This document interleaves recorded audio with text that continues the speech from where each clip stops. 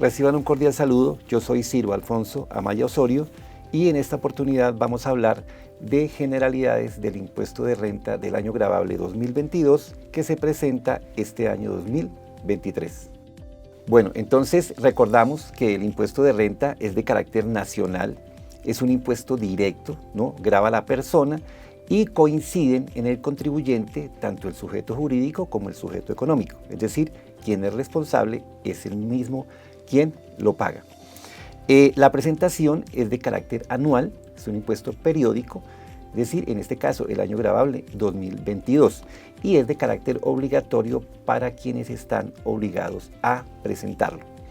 La VT que se toma para el año gravable 2022 corresponde entonces a la VT de ese periodo, es decir, 38.004 pesos. Para quienes no están obligados a presentar la declaración de renta, pero opten por presentarla voluntariamente, esta surte todos los efectos legales como si hubiese estado obligado a presentarla. Un aspecto importante a tener en cuenta es revisar si la persona que va a presentar la declaración de renta es residente o no es residente para efectos fiscales en el país.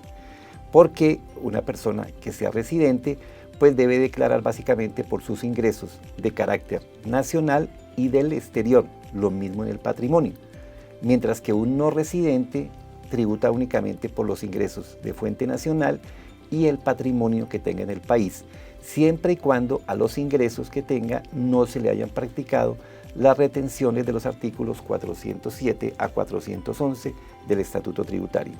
Inclusive el formulario en que se presenta la declaración para un residente y no residente cambia.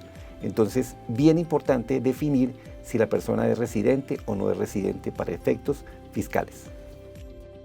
Ahora, ¿quiénes no están obligados a presentar la declaración de renta este año 2023? Por norma general, todas las personas naturales están obligadas a declarar. No obstante, la norma de forma expresa determina quienes no están obligados. Entonces, en este caso, tener en cuenta que las personas asalariadas, que mínimo el 80% de sus ingresos provengan de una relación laboral, que no sean responsables de IVA y que cumplan la totalidad de los siguientes requisitos, no están obligadas. Entonces, en el tema de los ingresos, importante, 1.400 VT. Esta VT es 38.004, que es la que corresponde al año 2022. Entonces, para efecto de los ingresos, aproximadamente 53.206.000 pesos. Para el tema del patrimonio, no superar entonces el tope de 4.500 VT. Importante tener en cuenta que es el patrimonio bruto, o sea, todo lo que tenga el contribuyente, aún sin restarle las deudas ni nada, y corresponde entonces a 171.018.000. Y posteriormente vienen tres requisitos que tienen que ver entonces con los consumos con tarjeta de crédito, las compras y consumos y el monto de las consignaciones que tampoco pueden superar las 1.400 VT, es decir, los 53.206.000. Esto pues va en línea con los ingresos, porque no es lógico que si yo tengo unos ingresos de 1.400, pues estos requisitos superen esos 1.400 fundamentalmente.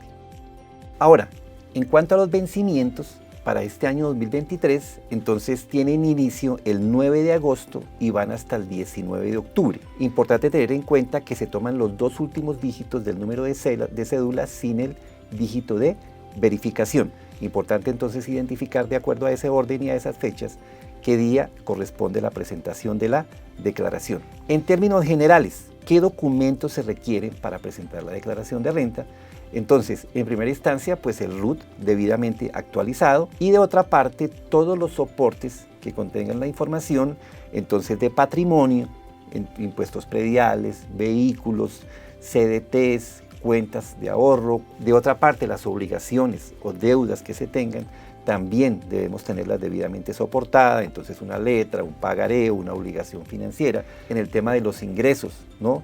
Como se presenta de forma cedular, entonces tener claro si son ingresos de rentas laborales, de rentas no laborales, de rentas de capital, pensiones, dividendos, en lo que tiene que ver con las deducciones a que se tengan derecho. Entonces si pagamos intereses por vivienda donde viva el contribuyente. En el caso de los descuentos tributarios, si por ejemplo se da una donación, entonces tener el certificado para que sea procedente el porcentaje que se descuenta en renta. Para los independientes, todos los costos y gastos que vayan a tomar como deducibles en el impuesto, pues importante también tenerlos debidamente soportados. En lo que tiene que ver con la consulta de información de terceros que suministra la DIAN, tener en cuenta que esta información es de carácter de referencia. Básicamente, la responsabilidad de la información recae única y exclusivamente sobre el contribuyente. No es que porque no apareció una información en el reporte de exógeno de la DIAN, entonces yo no lo reporto porque como no está ahí, no. Recuerden que básicamente la responsabilidad es del contribuyente única y exclusivamente. Importante tener en cuenta también que si estando obligado no presentamos la declaración, pues podemos incurrir en una primera instancia en unos mayores costos porque hay que pagar unas sanciones, hay que pagar unos intereses y muy posiblemente si el tiempo pasa podemos entrar en un desgaste con un proceso ante la DIAN, con todo lo que ello puede conllevar. Ahora, hay una pregunta muy recurrente y es si la reforma tributaria, Ley 2277, aprobada el año pasado, afecta la presentación de la declaración de renta de este año.